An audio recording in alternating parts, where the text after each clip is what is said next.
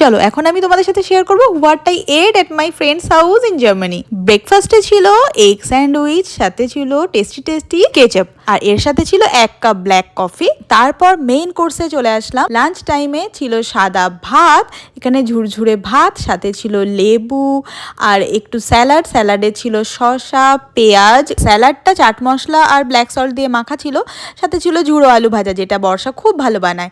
এদিকে চলে আসলো মিক্সড ভেজ ডাল, আর দর্শনা বানিয়েছিল শুক্তো, যে শুক্তোটা খেতেও খুব সুন্দর হয়েছিল।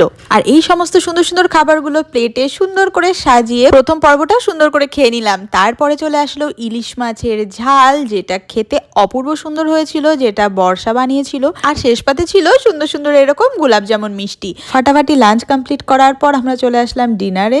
ডিনারে বানানো হয়েছিল এগ চাউ, যেটা খেতে অপূর্ব সুন্দর হয়েছিল। এখানে আমরা সবাই বসে চাউমিন খেতে খেতে গান বাজনা আনন্দ হুল্লোড় করতে করতে আজকে ডিনারটা কমপ্লিট করলাম। নেক্সট ডে মর্নিং এ ব্রেকফাস্টে চলে আসলো কারাক টি, যেটা দুধ চা খেতে আমার ভীষণ ভালো লাগে। সাথে লাঞ্চে ছিল ফ্রাইড রাইস আর ধনিয়া চিকেন। ফ্রাইড রাইসের সাথে এই ধনিয়া চিকেনটা আজকে লেগেছিল লাজবাব। আর ডিনারে একটা পিৎজা অর্ডার করে নিয়েছিলাম। কি তোমাদের কেমন লাগলো আজকের ভিডিওটা কমেন্ট করে জানিও কিন্তু।